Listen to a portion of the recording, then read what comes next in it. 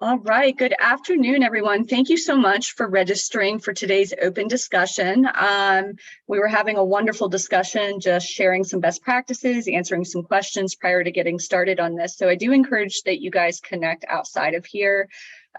Sharing your knowledge from different perspectives can really help catapult your success and help you work through any issues that you may be experiencing in growing your business. So definitely connect outside of here.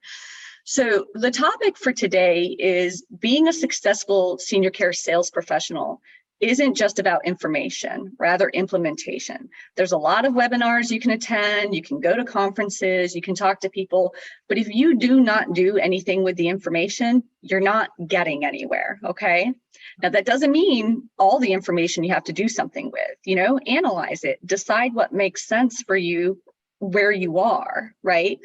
Okay, so what is the implementation process? It starts with connecting and then converting and then serving and scaling. And so we're going to get into this, but before we start talking about that, I think it's really important to explain that as part of your overall revenue generation strategy. So I don't think it's just as simple as saying you have a marketing strategy. You want to grow your business. It's not like, oh, it's just business development or it's just sales. No, what you are wanting to do for yourself and your company is to grow revenue. Now, money is not a dirty thing, okay? If you have a social worker's heart, it took me many years to kind of get past that. But here is the fact. If you do not generate revenue, you will not be able to help anybody because you won't have a business anymore, okay? So what are the pieces that are a part of your overall revenue generation strategy? Marketing, business development, and sales. They're not all the same thing, but they all must be considered in your overall strategy, and they have to integrate with one another to be the most effective. So here's just some insight into the differences, and I'll send the slide deck to you guys, but business development can begin after you have a marketing plan. Some people say, oh, yeah, whether you're the one doing the business development or you hire someone to do it, it's like, go get some referrals, but there's no strategic plan, okay? So your marketing plan has all the marketing efforts, but it's going to have your business development plan integrated into it as one of the elements, right? And then once you get the referral, that's the sales element. So business development can start after you have the marketing plan in place. Business development is responsible for forming partnerships and strategic relationships with the referral sources in your operating community. And I say referral sources, so that in our industry, you guys, it's your healthcare accounts, it's your associations, whether it's Alzheimer's, Parkinson's, ALS, and it's also your legal financial type referral sources that we were mentioning before we started this. So that is to bring in the new prospective clients. Now, how is marketing and business development different? So they're different due to the functions that they perform and the responsibilities. So from a high level view, business development is focusing on business relationships and the strategic partnerships. Marketing is focusing on the communication and the targeting, okay? What is your overall communication strategy to be able to get in front of these potential referral sources and strategic partnerships? And then business development revolves around creating new business opportunities, while sales revolves around closing the referral source. So in our business, we have to first close the referral source. That's sales, right? You need to sell them on why they should send you people to help. But then once you get the referral, you have to either close the prospective client directly or whoever is part of that decision-making process. So those are the differences, right? Business development, generate the opportunity. Sales, you're closing the opportunity and generating the revenue. Now, marketing has changed a lot over recent years, okay? So thanks to new technologies and the progress of creative thought, the field of marketing is rapidly evolving. It still is. In Clubhouse, for example, just came out, a year and a half ago? So it's evolving, and there's all kinds of different avenues of marketing. Here is a list, and it's not all inclusive, but you've got your digital marketing, outbound marketing, content marketing, social media marketing. I don't want to read the whole list to you guys. Are you able to see it? Okay. Yes. So what I would suggest to you guys right after this presentation, and we're going to focus on just one of these elements, well, two of these elements, but they work together later in the presentation. But don't overwhelm yourself and look at this list and say, I need to make sure that I'm addressing all of these areas, okay? Pick a few to focus on and really fine tune it so that way you can get your communication out there. So, I put influencer marketing here. I think that most people think of influencer marketing, the people that are becoming famous on TikTok and the Instagram Reels. You can be an influencer in the territory in which you are operating your business, right? You can become that expert in what you do. And how do you do that? You can do that through video marketing. And it doesn't have to be overly complicated where you're sitting down, recording yourself for an entire hour or a webinar. You can do little micro 5-minute videos about how do you change an adult diaper, or depends, whatever verbiage you choose to use. How can you encourage your loved one to take their medications? 2 videos right there. How can you encourage your loved one to shower? How can you ensure that your loved one is keeping up with their bills? You just sit down and think about all of the different areas that you are addressing, right? Or that you have addressed in your experience so far, or where you think things need to be addressed. How can you talk to your loved one about when the time comes they can no longer drive? That is such a difficult thing for adult children to do with their parents. I've had situations where the adult child took the keys, and then the father somehow had a different set of keys hidden, and then he kept trying to get around it. Eventually, we had to take the vehicle away. But it's like, how can we make it less contentious? Well, we can help coach these adult children by providing this educational material via micro videos. So you're providing education, but you're also branding your company, you're branding yourself as an expert. You're going to become the influencer in your operating territory by doing this. Okay, referral marketing, right? That's building the relationships, that's talking to people, right? That's asking them, if you're talking to an attorney, do you have any colleagues that you think could benefit from what I do? That's just an example. Let's talk about emotional marketing. You'll see a lot of the video marketing, or you'll see newsletters, you'll see blogs, and it's just very surface level, right? What are the ADLs? Or 10 tips or 5 tips to, mitigate falls or prevent falls. Lead with emotion, because you have to understand that the people that we're helping are in a deep emotional state by the time that they are even going online or going to social media or talking to anybody about their struggle. They have been emotionally and mentally overwhelmed for probably a significant period of time.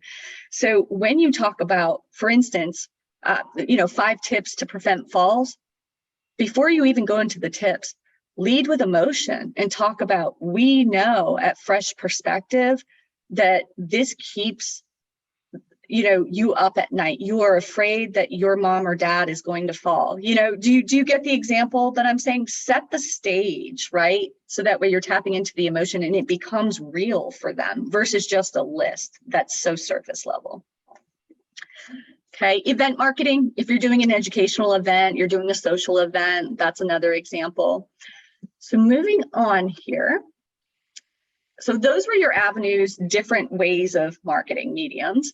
Now that's really, here to go back a little bit. So that's more your connect element, right? You're reaching out in mass scale, connecting with people. That's where it needs to start, connection.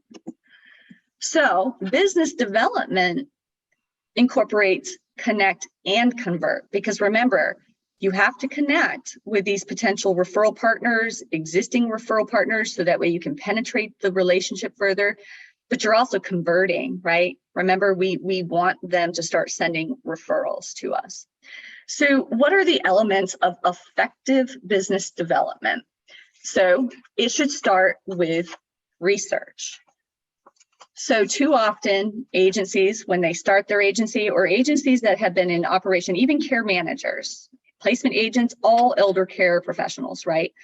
Too often it's just a shotgun approach. I'm going to go out, I'm going to stop by these skilled nursing facilities, I'm going to go to the hospital, try to talk to the case managers, I'm going to call the estate planning attorney. Pause for a moment, do some research, right? Understand what exactly that professional does, right? What types of clients do they handle? Where is that skilled nursing facility located? Get online, look at the data. How many of their patients are on Medi-Cal? Well, in California, Medi-Cal, but how many of their patients are using Medicaid? Because that'll give you a good indication of what your potential is for getting private pay versus the Medicaid clients, okay? So research, research, research. And then the next thing is ecosystem mapping. So have a clear idea. You know how, Zahid, we were talking in the beginning and I gave you the exercise of identify 2 financial advisors, 2 attorneys? Yes. Well, sit down and understand who are the targets you're going after, right? And in what order do you want to go after them? Weigh the value, you know? So your skilled nursing facilities will send a lot of high volume, right? More referrals than your estate planning attorney will. But if you know this estate planning attorney historically does a good job of partnering with care managers or partnering with home care companies, well, then maybe that needs to be the priority on your ecosystem mapping, okay? So basically, once you have a clear idea of how you position yourself in the market, so part of the research thing too is understanding your competition. How do you stack up? How are you different? What is your why compared to their why? Go online and read their reviews and pay special attention to the negative reviews that they might have. Because when you see the negative reviews, that's going to help you identify where they're faltering in their service. So that way, when you go out and you talk to these potential referral sources, you can address that proactively and also make sure, you know, on your back end that you'll ensure that that doesn't happen, right, with your services. So now you understand how to position yourself. Now, spot growth opportunities, that was part of what I talked about by understanding the negative reviews, right? Understanding how you're different. Idea generation. Who here, before you go and meet with a prospective referral source, do you take the time to consider what you will discuss with them? What questions you're going to ask?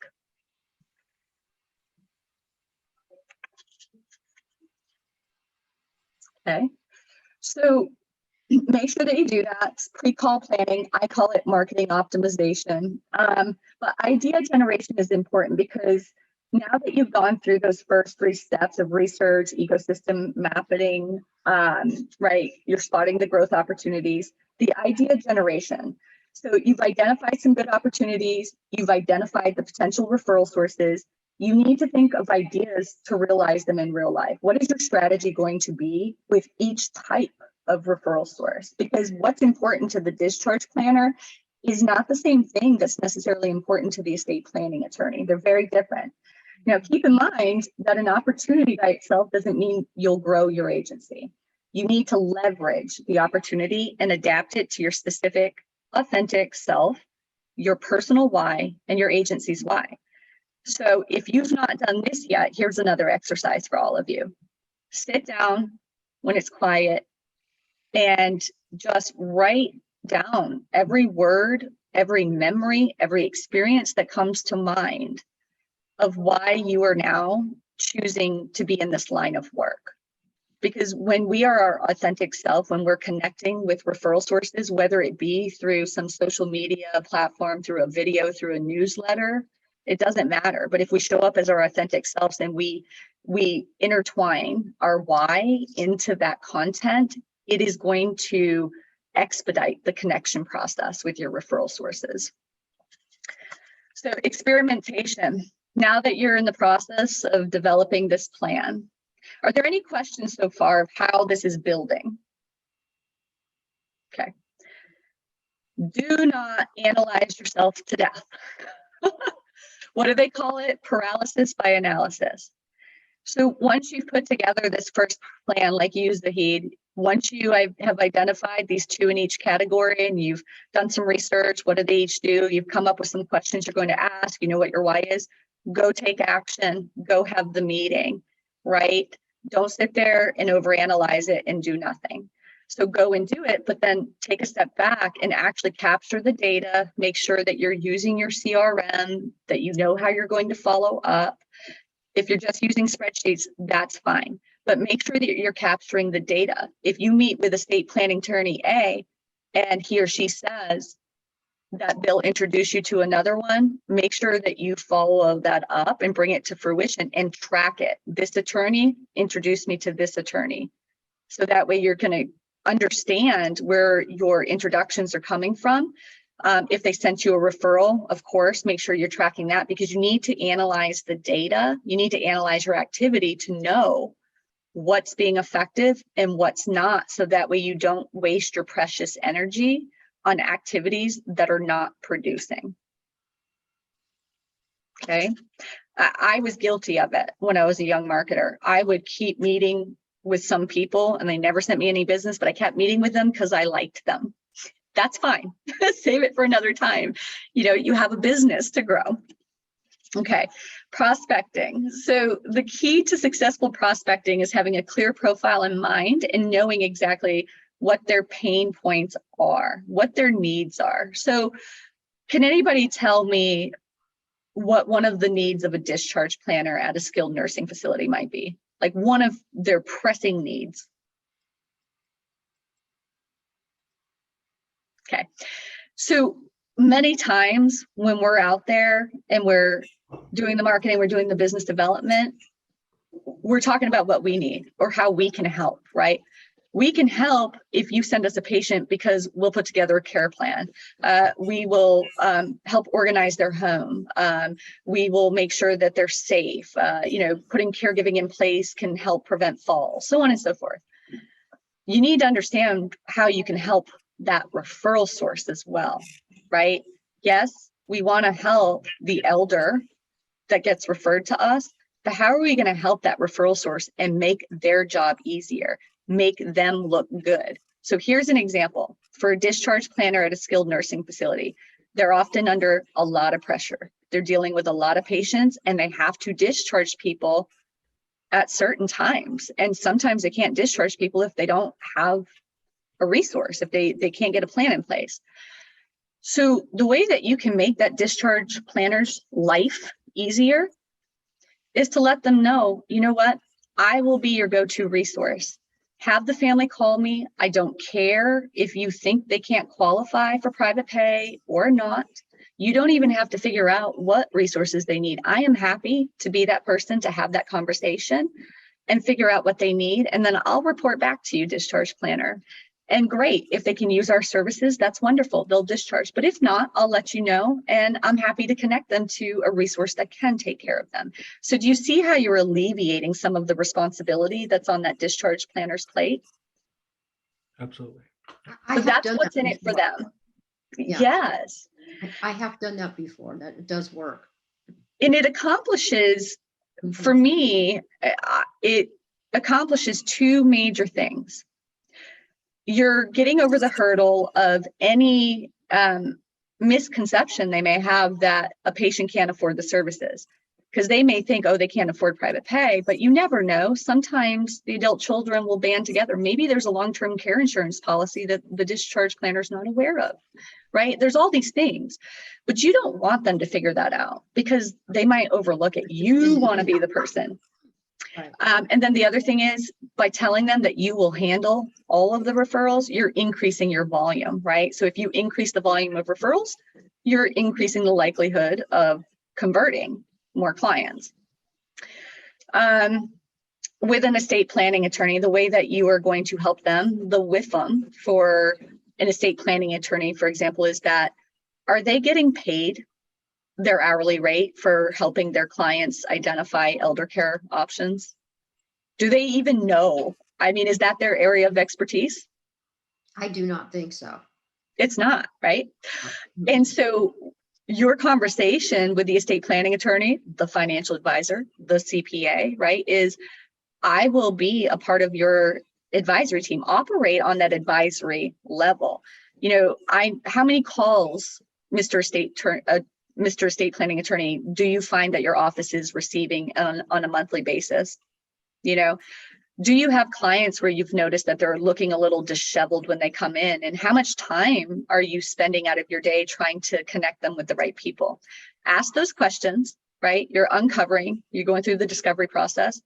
And then you offer to them, I am happy to field all of those issues, right? You don't even have to worry about that. You just let them know you have a friend to call. And I use the word friend a lot.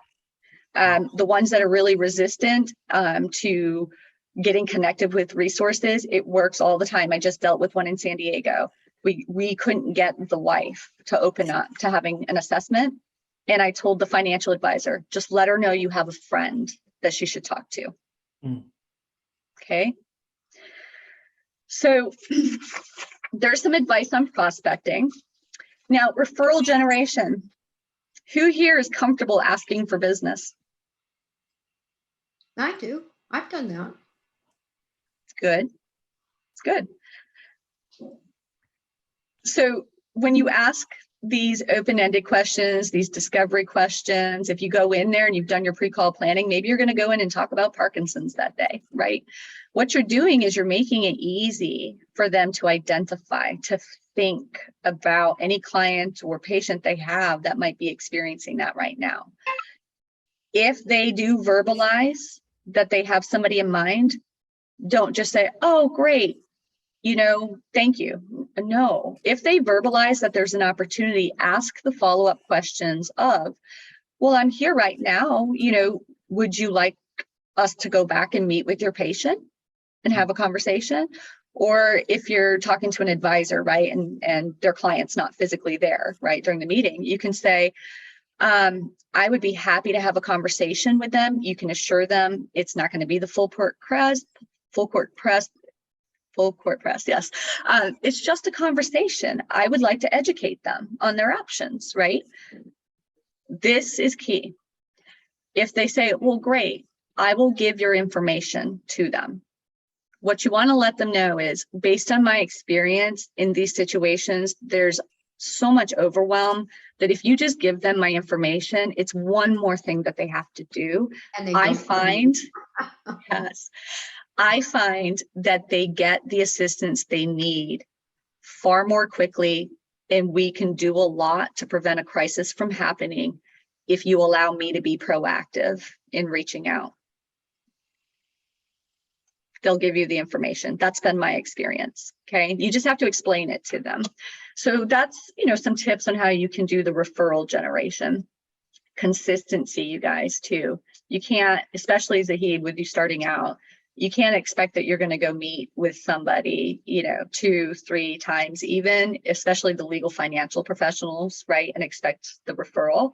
But you have to stay consistent. People get disheartened. They feel like they're not making progress, but you just have to be consistent. Absolutely. I've noticed that when I do that and they give my number out, sometimes I never hear from these people. So I'm best to say, hey, you know what? I'd be glad to give them a call. Why don't you go ahead and give me their phone number and I'll take care of it for you. Yes. You know, I've done that. Yes. And here's the thing. It does. And because when your heart's in the right place, I talk a lot from my heart. Okay. But you're not being sleazy about it, right? You're really not, because your heart's in the right place and you just know from experience that this person needs help. And so we don't want to delay, right? We don't want the situation to get worse and worse. Right. And so, yeah, absolutely always ask for the contact info, because you're right, Cheryl. I mean, when they're given information, it gets lost. It's one more thing for that wife usually to do. Right. Shelley, do you have any insight on that? I know you've been in home care for quite a while. Yeah, I know for me, my most successful approach is to never make it feel like it's sales and marketing. I am out there teaching people. I'm out there helping people understand their options. And I share openly if there's resources that I can connect them to, before it comes out of pocket. And the feedback I get is nobody else takes that time without taking any money from them for some kind of service. And so I'm investing in them for them to feel comfortable and knowledgeable and decisions they're making. So they don't feel pressured, they don't feel pushed, but they gain a trust. They gain a comfort to know that they could even just call me to ask me a question. Like, you don't have to be in services with me to ask a question. Because I always tell everybody, navigating the aging life is not easy. And it gets harder as we age, but there's no sense in them stressing over it, being overwhelmed. Because like you said, they're already overwhelmed. Just make a phone call and I'll help point you in the right direction. I'll even make some calls to try to figure something out if I don't know, just so that they feel more comfortable in the path that they're looking to take. So Shelley, what you just said right there, that could be a video that you, well, I'll edit it out of this recording for you, but that's an example of an authentic video that you could then send to all your referral sources, because that's the thing. If your referral sources know that that's how you feel, how passionate you are, and how you operate, it is going to encourage them to send you their clients and their patients. I have a question.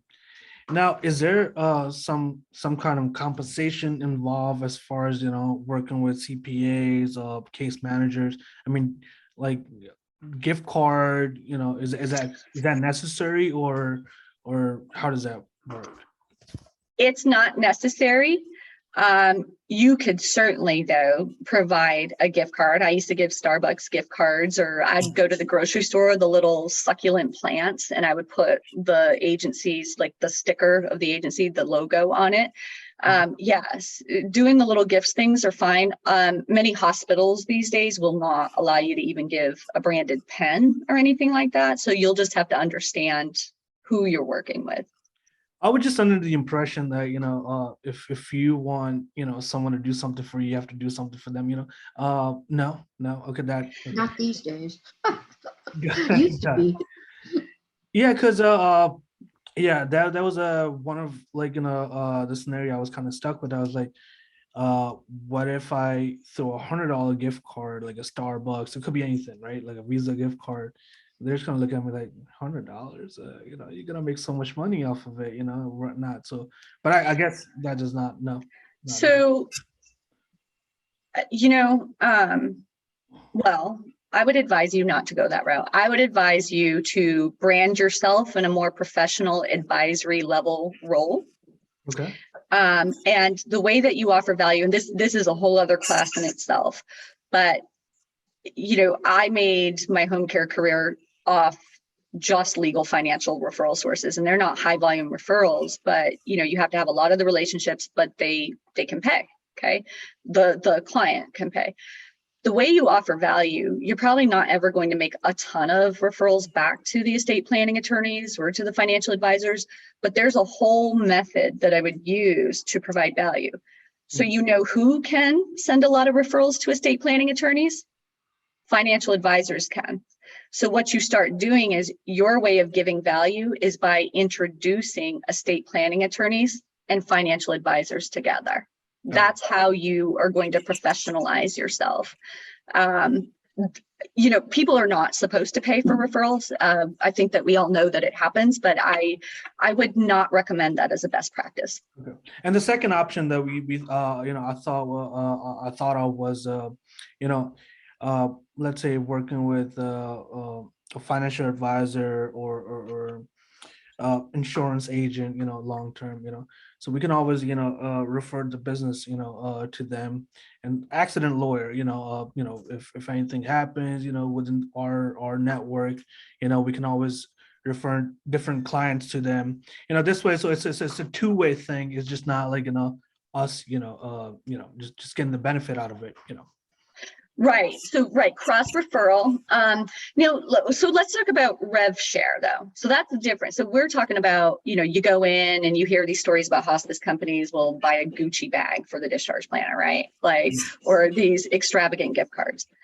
That's different. Now, home care companies and care managers, they do enter into revenue share agreements. So for example, if you have an independent placement agent, so the person who's helping to find the placement, they might enter into an agreement with a home care company and say, well, they didn't want placement, they wanted to stay home. I'll send you the referral. Will you pay 5% of the revenue each month? Totally fine. My business, Connect Our Elders, aside from the training program, that's the whole revenue model, right? Is that I have agreements with home care companies, care managers, and placement agents. That's the whole revenue model. But the thing is, you're not paying unless they're sending you business, and it's and they're basically pre-selling it for you, but you're not buying gift bags or, you know, giving $100 gift cards. Do you kind of see the difference between the two? I do. Yeah, it makes sense. Yeah. It's two companies. It's company to company, and it's an actual agreement that you would enter into, right? It's not kind of just under the radar. You would actually have a full agreement detailing the specifics. Got it. Great. Mhm. Okay, let's see.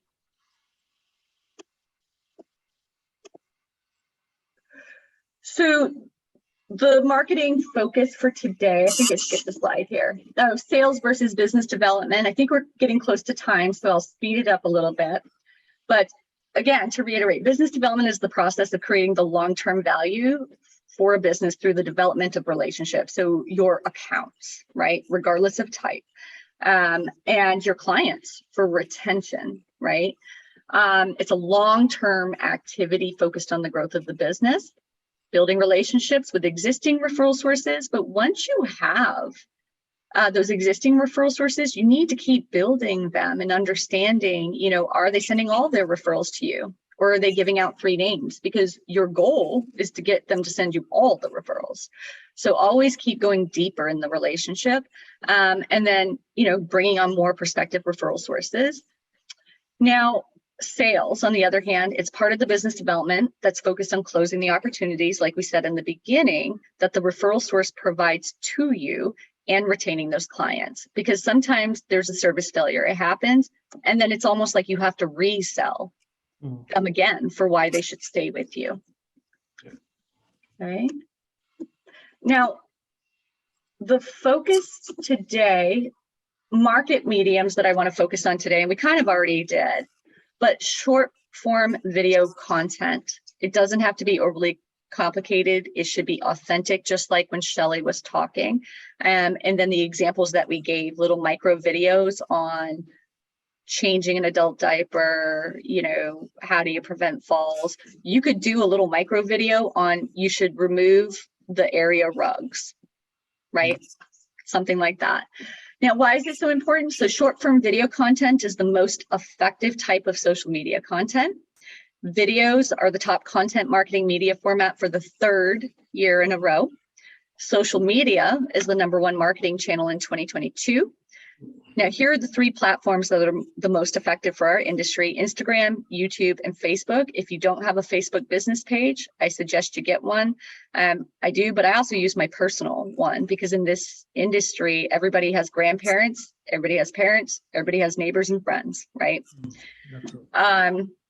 So make sure, and also set up a YouTube channel, okay? Because you can embed your YouTube channel onto your website. It's going to raise your rankings, right, for the search engine optimization. And the thing is, across all 3 of these platforms, you're just creating one video and posting it to all 3. It's not like you've got to create specific content for all 3. So you're just expanding your reach with the pieces of content that you create. Does that make sense? And that same content that you create, you would also make sure that you put it on your LinkedIn as well. According to Forbes, 70% of marketing professionals report that video converts better than any other medium. Okay. So serve. You've connected, you've converted the referral source to send you a referral. You have closed the referral, right? You're providing service to them. So get really clear on how you're going to serve. Mistakes are going to happen. Call-offs are going to happen. Somebody's not going to be happy with you. That's life. but already know what your protocol is going to be, right? How are you going to serve them when times are good? And how are you going to serve them when times are bad, right? When there's an issue that you have to resolve. So Shelley, do you guys have any sort of standard protocol on how you deal when there's an issue that happens? So first and foremost, when I first meet with a client, whether it's like a private pay and we're trying to figure out if it makes sense for us to work together, or if I'm doing an initial intake for a referral for like a Medicaid, it doesn't matter who they are. In part of my conversations and education with them, I let them know that upfront. I said, everybody wants to be satisfied all the time, but I also know in doing this for so long that the one thing that's the hardest to control is people. So while I will never be able to 100% control and promise and guarantee everything's going to be happy days, I will promise that if there's an issue and you bring it to my attention, I'll do everything in my power to make it right. You know, but I'm honest with them. I let them know crap's going to happen. It's called managing expectations. All we can do is assure them that we'll address them, we'll work on them. And I'm honest with them right up front that I say, you know, even if two clients have the same issue, it may not be resolved the same way because people are unique, and I will never cookie cut this process. And I will always make sure I'm doing what's best for your loved one, for that situation, for how we make it better. So it's not a quick and easy sample or, you know, answer to whatever they may be posing or facing or whatnot. But I think that, and again, the feedback I get, nobody's ever said that to us. Everybody's all promises and, you know, we're going to do the best job. We're going to do this. We're going to do this. And then when they don't deliver, then they've failed. Where if while I'm providing services, something happens, they've expected it, but they know you're being realistic. Yeah, they can call me and we can figure out what to do. Yeah, you're being realistic. So that's an example of how do you serve clients, right? But we have to recognize too that in this industry, we are serving referral sources and it's got to be ongoing. Okay. It can't just be they gave you a referral and you're done, right? So how are you, and I really believe that the industry can become even more professionalized. So my best practice, right, is if I get a referral and then I do the intake, or when I used to do the assessments, now I hand off to providers, right? But I would always follow up with a professional report like email. Here is everything that we talked about in the conversation. Based on the information I was given, here is my recommendation. We have now scheduled the in-person assessment. Too often, whether it's the owner or the marketer for the company, is not closing the loop on that, right? And so your referral sources appreciate being kept in the loop. So that's an example of how you would continue to serve your referral sources, aside from just providing services to the clients that they send you. Any questions about that? Okay, so let's talk about scaling. So how do you scale your referral sources? Okay, so we'll take the skilled nursing facility example. You go out and you are calling on this SNF and you've met a discharge planner in there, okay? And you have a relationship. How are you going to grow that account? Will you just only talk to that one person that you've met every time you go back? You're going to start asking the questions like, you know, do you feel your staff could benefit from an in-service? They'll say yes or no. Well, what topic do you think would be very important to them, valuable? Okay. And then what is the process for setting up an in-service? Okay.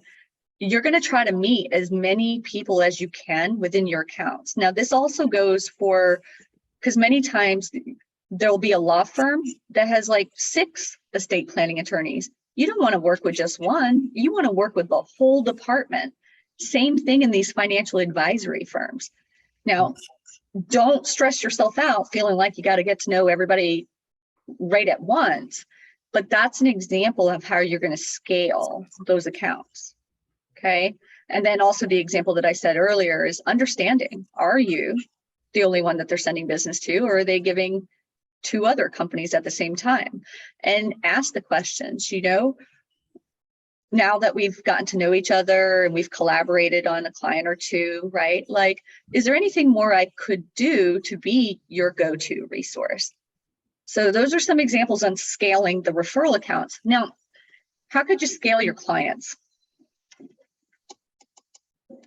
Oftentimes they may have other friends or other family members. And I mean, there's been a number of times where I've helped different family members throughout a family, and it may not have always been all at the same time. It could have been staggered here or there, but it's simply by just letting them know, if you've got any friends or anybody that you know that could benefit from our information or services, because I always make sure it's both, because it starts with the information. But a lot of times I even see it spread like in senior apartments and things like that. Lots of friends and lots of chatting and lots of social events and things there that, you know, they'll talk about who their caregiver is or who's been helping them or who shared some great information for them or who made a difference in their life. How about reassessment? So this is specific to home care, but I think care managers too could do a better job. You get the referral, you close the business, you start services. Now, some states it's mandatory in home care where they have to reassess every 90 days or 6 months, right? There's a lot of revenue being left on the table because reassessment is not happening. Now, I'm talking about the money aspect right now, but again, back to the heart-centered approach. Reassessment is important to make sure that the person actually has the level of care that they need, that they have the coverage that they need, right? So that way there's not a bad situation. You know, so making sure that it's a systemized reassessment process where you're able to say, okay, they've got 12 hours a week right now, that's still working. But when you're reassessing, you can identify or read the care notes from the caregiver and identify, you know, based on what's happening, the decline, and then you reach back out to the decision maker and you make a professional recommendation again. I really feel strongly that for mom's safety and well-being, we should, you know, adjust the schedule. Okay. So it's 2 things, right? Making sure that they're really being taken care of and not leaving revenue on the table. For a care manager, Cheryl, or what you do you find that when you bring a client on, they start out with maybe you doing a couple of things and then it increases? And are they proactively asking you, or do you have a method or where you're identifying other things you can do for them? I do both, actually, both that way. A lot of times we'll start something and they say, oh, you do this too? Oh, that's great. Let's do that. You know, so yeah, I give both. Yeah, is it happening naturally or are you proactively looking for it? Not right now because I'm so busy, but it does happen naturally. A lot of it's word of mouth, which is great. That is so great. How long have you been operating? Since 2007, but I expanded much more services that I felt was needed in 2014. Wow, that's really wonderful. You should consider, there's a professional networking association called Provisors, and I've been in it since 2011, and it really built my elder care career. It's Oh, a wow. lot of attorneys, a lot of financial advisors and CPAs. And Can you send me the information? That would be great. Thank you so much. I appreciate it. You're welcome. Shelley, I don't know if they have Provisors in Michigan yet, and Zede, I don't know if they have it in I've heard of them. Okay, I'll check for you guys. Oh, that'd be great. Thank you. So Sarah, one of the things that we do, because we do 6-month reassessments with all of our clients, but we also have caregivers doing logbooks and stuff, just like you said. So if you identify changes, and part of our caregivers program is when they're doing off their tasks, that it asks specifically if there's a change in care or a change in or a concern or anything like that. So that then notifies us to become more proactive and ask questions like what's going on, what's happening, so that we can address that. So whether it is a Medicaid client, I can then go to their case manager with actual supportive reasons why I'm asking for more hours for this individual. Or I can go to a family and a loved one and I can say, hey, we're starting to notice that mom's really not comfortable when we're leaving after dinner, but I Mhm. think she needs some assistance getting ready for bed now as well. Is that something you guys can provide, or would you like us to look at providing that? So it's not a, hey, I want more hours with your mom. It's here's what we're noticing. Is that something you guys are able to take care of, or is that something you want our help with as well? It's a And I feel like justifiable we're more sincere recommendation. that way. It's a justifiable recommendation that you're making, or a justifiable question. And I'm so happy to hear that you guys are doing that at Fresh Perspectives. I've just seen like a lot of home care agencies in the States where it's not mandatory. Like they might do a surface level check-in, but they're not making it a process, right? Right. It's mandatory for Medicaid, but not for private pay in Michigan. But That's we right. do it across the board, no matter what, because for several reasons. One, that's how we start identifying concerns and issues. And that's how we keep our plan of care current, so our caregivers can be the most successful that they can be in someone's home. What do you think the other benefit is to systematically checking in on the need? You're building a relationship when they don't see me face to face all the time. They see my caregivers. And so that's where they're building that relationship. But I got to keep Fresh Perspective in front of them as well. And so that periodic piece and our monthly how's it going calls and things like that. So they continue to connect that caregiver with us, not just my helper or, And you're also, by continuing to check in and see how the care is going and to identify if they do need more hours to maintain the safety and well-being, you're also being proactive about identifying if there's a need for additional resources. And that is part of holistically taking care of our clients. Also, you're uncovering what I call currency in the industry, because when you do uncover that maybe they could benefit from home health because they become homebound, right? Or, they've really been losing a lot of weight and aren't eating as much. And, maybe they should have a hospice evaluation. Right. Then you're uncovering opportunities to refer to your referral sources, which then encourages them to refer back to you. Absolutely. And sometimes I find that when they're a little leery, like when you say, hey, maybe because it's getting more and more difficult for you to actually get out to the doctor's office, we look at making that referral to, an in-home physician or like a skilled service coming in. A lot of times you're like, well, I try to make them feel like it would help us as well, would help us to do a better job so that they don't feel like all that pressure's on them. The same thing like with hospice, they're like, because, that's always a moment of terror almost to talk about. And I let them know it's really just another level of support. It helps us to help you. We all work as a care team, so it's just another part of the team. Like you were talking about the advisory level. So when it comes to the individual client, it's a care team, really a support team for them at home. Definitely. I'm a huge advocate for hospice. I talk about it all the time. Just because there's all of the fear around it. And, I'll just say, you don't have to sign up for it. You don't even have to have the eval, but if you do, and if they do say you're appropriate, you don't have to go on it. And I kind of go through the process of dispelling those myths. And but you can't come and help anymore. Yeah. I used to work for hospice. I worked with the deaf and the dying, so I know how all that works. It's dramatic, let me tell you.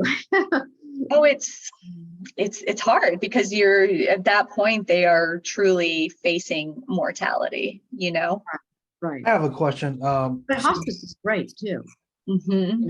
I have a They question. really So, going back to reassessment now, ideally, like how often should it be done, or does it vary client per client? Or you point out the needs, for each client. Is there like Shelly mentioned, she does it like 6 months reassessment. Minimally. Okay. So ideally, So like when we when- identify an issue, we may want to reassess sooner than later, but okay. it's a minimum of 6 months. But if we start to see a trend or an issue or more Change of frequent condition. hospitalizations, a couple falls, we may go, hey, let's, would it be beneficial Because I think it would help us, but would you find it to be beneficial if we came in and did a reassessment? So we can just make sure we're all on the same page moving forward for you. And most of the time, they're very open to that. And we never charge for those reassessments. Those are so we could do the best job possible for them.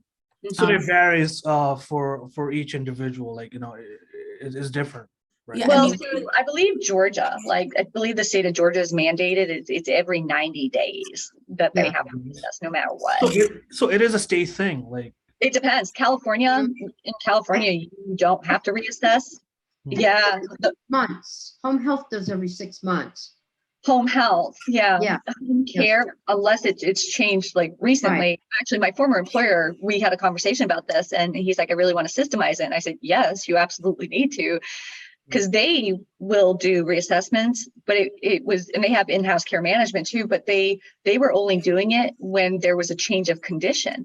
Well, maybe if we had increased hours, there wouldn't have been a fall, person wouldn't have gone into the hospital, and there wouldn't have been this expedited like change of condition. You know what I mean? And so they're going to move to this 6-month standard reassessment is what they're doing. I think that's great. They should. Mm-hmm. And I think it's just professional. I like when you have a financial advisor, you check in with them. They have a standard tempo of how often they meet with their clients. You should review your estate plan every 3 years, right? 5 years at the max. But all of these other professions kind of have these set times of when they check back in with their clients. And I mean, especially when we're dealing with people's like health. And I think it helps support your caregivers as well. It helps them to feel that you're on their side. You're keeping an eye out. You're updating information. You're keeping them in the loop. They know what's going on too. So it's not an us and a them. It's truly that care team. To that point, Shelley, what are your thoughts on this? So another important reason to reassess, because maybe you've staffed a caregiver or multiple caregivers on a case, and it started out with minimal hands-on care, but the person has declined and the delivery of care is becoming more difficult. So you may want to raise the hourly rate for that caregiver because the job. You need to increase training. I mean, they Right. may need to get some more advanced training to maintain the level of care that individual needs as well. Mm-hmm. Yep, absolutely. Are there any other questions?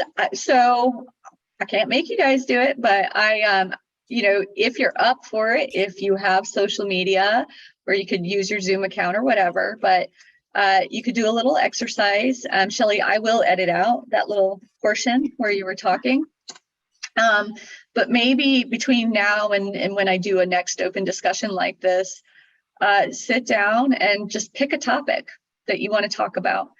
And it doesn't have to be perfect. I get the best responses on the Facebook Lives or the videos I do when I haven't even thought about it because it comes across more real. And that's what people like.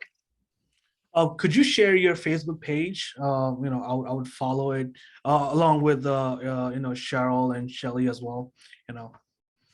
Yeah. I'm trying to soak in all the knowledge, that I can get from you guys. You guys been in the business, for quite some time, and I feel like it can be very helpful for me. And I appreciate all your feedback and informative information. I truly appreciate it since I'm just getting my feet wet in this business. And I'm actually today's meeting, I'm really pumped up. I took a lot of notes and learned a lot of things, with all your help, Sarah, Cheryl and Shelley. Thank you. Really appreciate it. Yeah. Anytime. Reach out to me anytime. It's so funny. I never thought that I would be in elder care this long. It's like, and then I woke up one day and I'm like, wow, I kind of do know. It's like a language that I've learned. Do you guys feel the same way? Yeah. Zahid, how did you get into home care?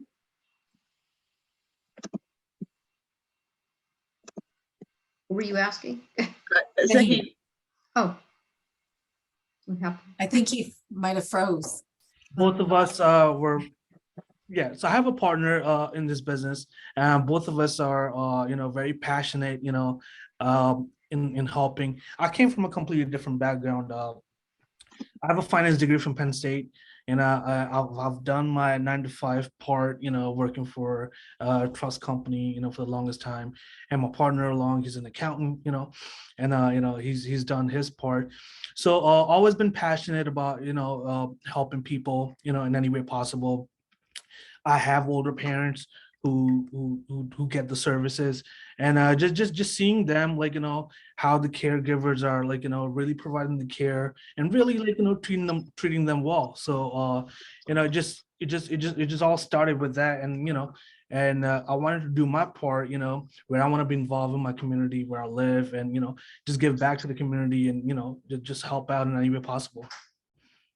That's wonderful. Well, I'm happy to help you any way I can. I can't seem to get my Facebook link, but I have your email addresses, so I'll send you the slide deck, the recording, and I'll send you the links to, the Facebook groups and all that stuff too. All right, great. Thank you. All right. Any other questions? I really appreciate you guys being here today. So much. Absolutely. Quick question on the video clips you're talking about. Like, are you saying that something people, if that's an avenue that they want to try for marketing and information, doing it like monthly, weekly, or just kind of sporadic, or what? I think weekly, and especially like if they're micro videos. And what we can do, so with some of my providers, right, for Connect Our Elders, if you're uncomfortable just talking to the camera yourself, what I've done with care managers and home care owners, I'll bring you on to my platform, and it's more of an interview process. And I'm asking you questions.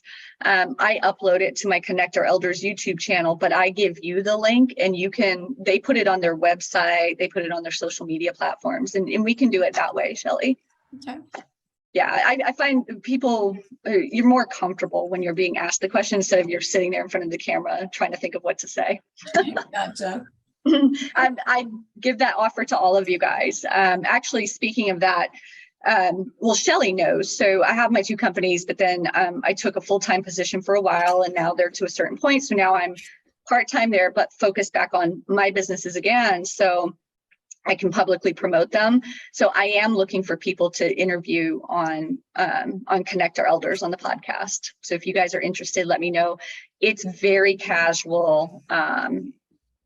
You let me know what questions to ask you that serve as a framework. It's not scripted.